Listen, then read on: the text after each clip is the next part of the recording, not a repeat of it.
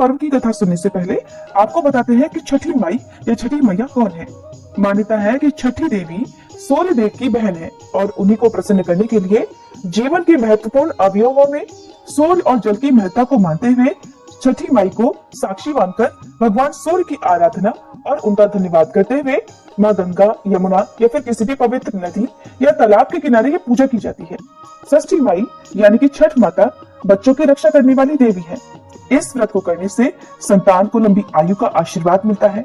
मार्कंडेय पुराण में भी इस बात का उल्लेख मिलता है कि सृष्टि की अधिष्ठात्री प्रकृति देवी ने अपने आप को 6 भागों में विभाजित किया है।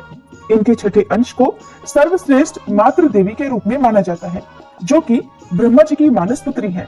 वही बच्चों की रक्षा करने वाली देवी है।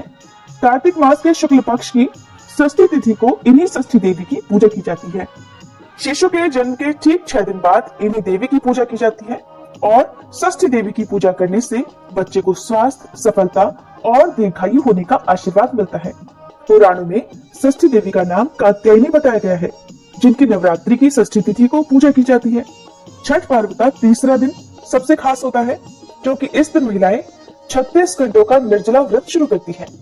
शाम के समय संध्या अर्घ, जिसमें डूबते सूर्य को अर्घ दिया जाता है, तो वहीं अगले दिन उगते सूर्य की पूजा की जाती है, जिसे उषा अर्घ कहते हैं।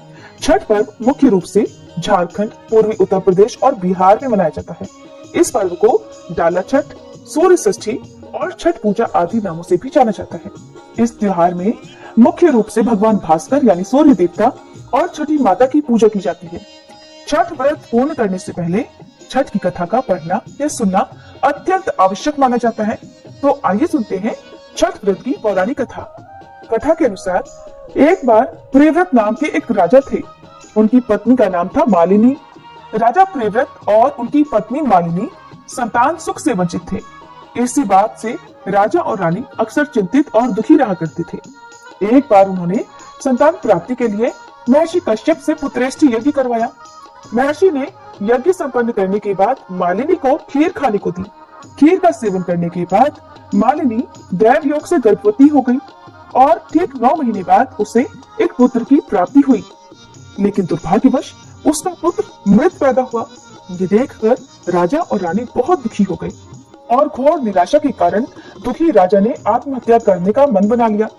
परंतु जैसे ही राजा आत्महत्या करने लगे, तभी उनके सामने भगवान ब्रह्मा जी की मानस पुत्री देवसेना प्रकट हुई और उन्होंने कहा कि राजन, मैं षष्ठी देवी हूँ और मैं लोगों को पुत्र सुख प्रदान करती हूँ।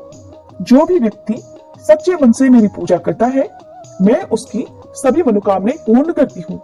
राजन, यदि तुम मेरी विधि विधान से पूजा करोगे तो मैं तुम्हें पुत्र रत्न प्राप्ति का वरदान दूंगी।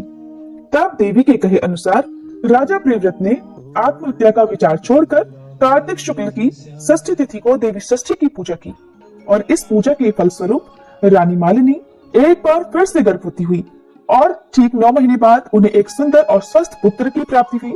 कहते हैं तभी से छठ पर्व मनाए जाने की परंपरा शुरू हुई। इस पर्व से जुड़ी एक और कथा है, जिसके अनुसार महाभारत काल में जब पांडव जुए में अपना सारा राजपाट हार गए थे, तब द्रौपदी ने भी छठ का व्रत रखा था। द्रौपदी के व्रत से प्रसन्न होकर षष्ठी देवी ने पांडवों को उनका खोया राजपाट वापस दिला दिया था। एक और पौराणिक कथा के अनुसार महाभारत काल में ही सूर्य पुत्र कर्ण ने सबसे पहले सूर्य देव की पूजा की थी।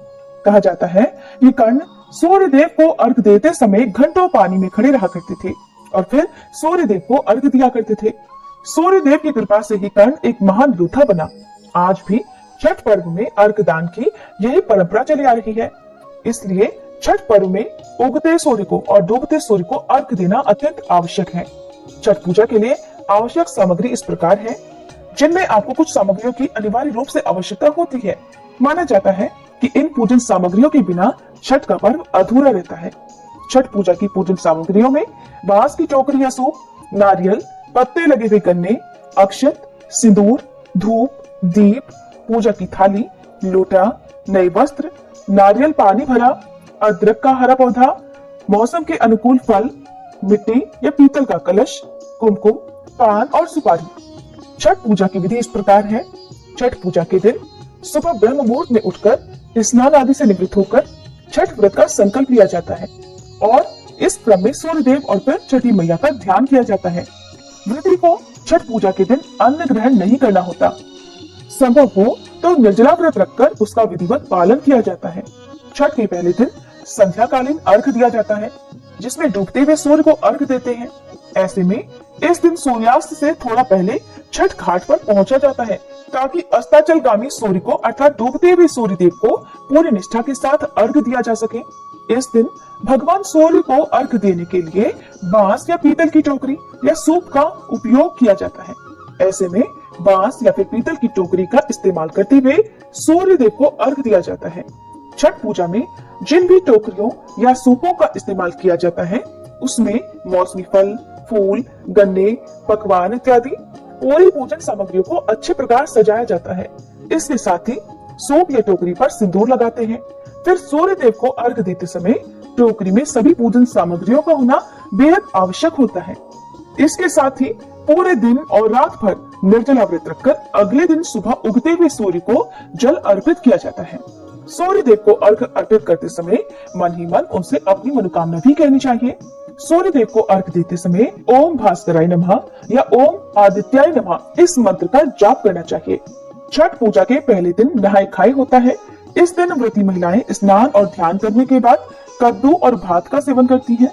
छठ व्रती को नहाय खाए के दिन शुद्ध और सात्विक भोजन ही ग्रहण करना होता है। इसके अलावा छठ व्रती महिला जब भोजन कर लेती है, तब उनके बाद में ही घर के अन्य सदस्य भोजन करते हैं और इस तरह से छठ पूजा के दूसरे दिन को, जिसे खरना कहते हैं, इस दिन व्रती महिलाएं स्नान के बाद चावल और गुड़ की खीर बनाकर खरना माता को अर्पित करती हैं। इस प्रसाद को मिट्टी के नए चूल्हे पर आम की लकड़ी से आग जलाकर बनाया जाता है। शाम को पूजा के बाद घर के सभी सदस्य पहले खरना प्रसाद ग्रहण करते हैं, फिर भोजन करते हैं। खरना प्रसाद को बहुत ही शुभ माना जाता है। इस प्रसाद को ग्रहण करने के बाद ही छठ का कठिन व्रत प्रारंभ हो जाता है।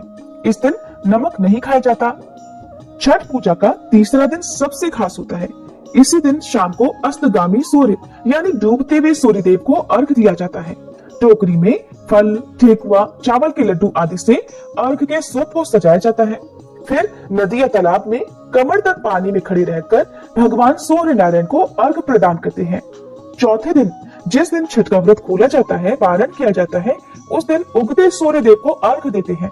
इसके साथ ही 36 घंटे का व्रत समाप्त हो जाता है।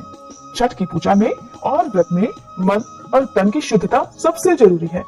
अर्घ देने के बाद व्रती पहले प्रसाद का सेवन करके फिर व्रत का पारण करती हैं। इस प्रकार से छठ का व्रत किया जाता है।